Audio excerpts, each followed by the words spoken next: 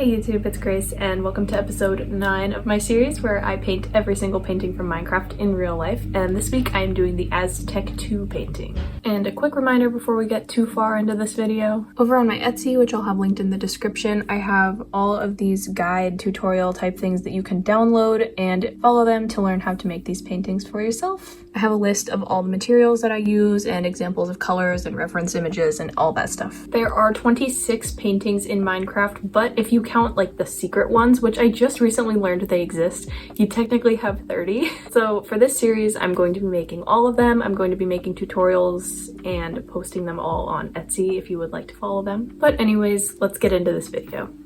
I just did the math and marked out the size of each pixel, and the way I figured this out was by taking the size of this canvas, which is 12 inches, and dividing it by the number of pixels tall and wide my reference is, which is 16 pixels. So 12 divided by 16 is 0.75.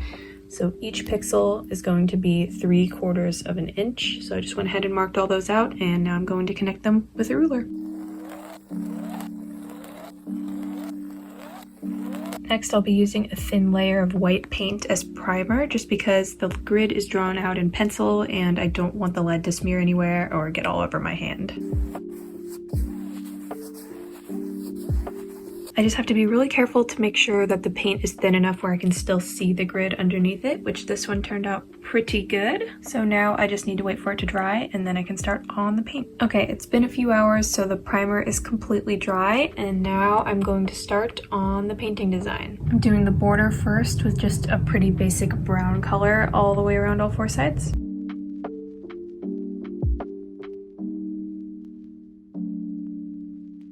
I'm going to start with the darkest color, which is the black, except I did do a couple pixels that were the same color as the border. But the way that I do this is just counting over and down, or in this case, over and up, and then making dots and lining everything up.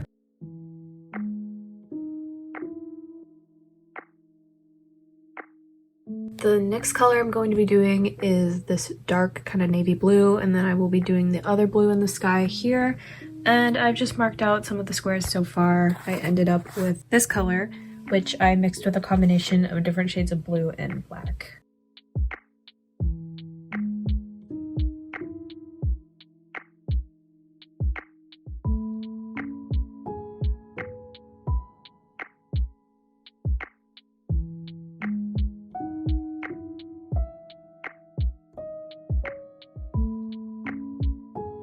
I just finished painting all of the blues for the first coat, and I feel like that lines up pretty well so far. Next, I'm moving on to the yellows. Now, these have like some different undertones in them. I noticed the darker ones are more of like a gold, so I added a little bit of brown to it, and then the lighter ones almost have a hint of green in them. But these are the colors that I have so far. I've just been using yellow and brown, whatever this is, and then adding white to it to mix these. I'm working on matching the different green colors now. This lightest one here was kind of mixed with like a light green and a yellow. The one above it, I just mixed some gray and then using a dark green, lighter greens, just, yeah, lots of greens.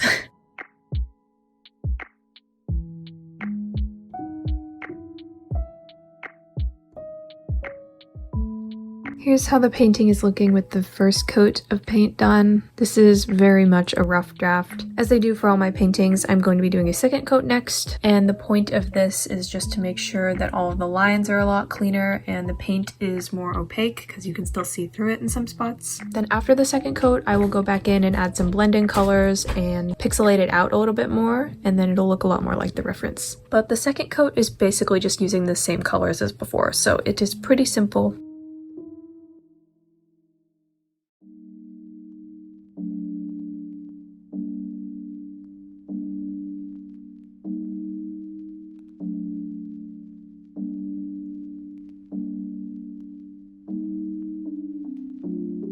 And here it looks after the second coat. You still have a bit of a weird glare from my light, but you can tell the paint is a lot more opaque and all the lines are much cleaner, especially around the border. But I have this sitting on some little containers of paint, so I'm going to let it dry and then I'm going to do the details. Okay, it's only been like a half hour. I have plans tonight, so I kind of have to rush this a little bit, but this is mostly dry, or dry enough to the point where I can add more paint on top of it now. But for the details, I'm just going to be mixing two colors together to get a transition color and then using that to blend it and pixelate it out, if that makes sense. So for this first color that I did, I mixed this one and this one in even parts and got this middle color, and now I'm just using that to blend out the sky area, and I think it looks a lot better this way, so I'm gonna go ahead and do this same process with a few other colors. For the second blend-in color, which is this one here, I mixed this color with a little bit of this one, and so I was able to pixelate out those a bit. I mixed the darker and lighter yellows together to get a more medium shade.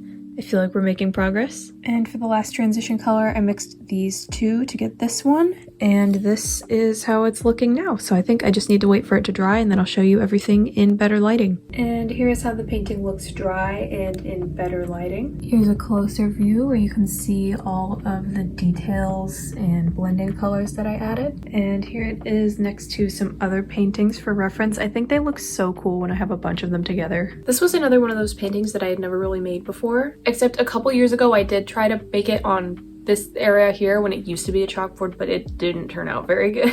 But I am really happy with how this painting turned out. It was pretty simple, it was fun to make, and I feel like I did a good job. But that is it for this week's video, so thank you so much for watching. I hope you enjoyed, and I will hopefully see you in my next one. Bye!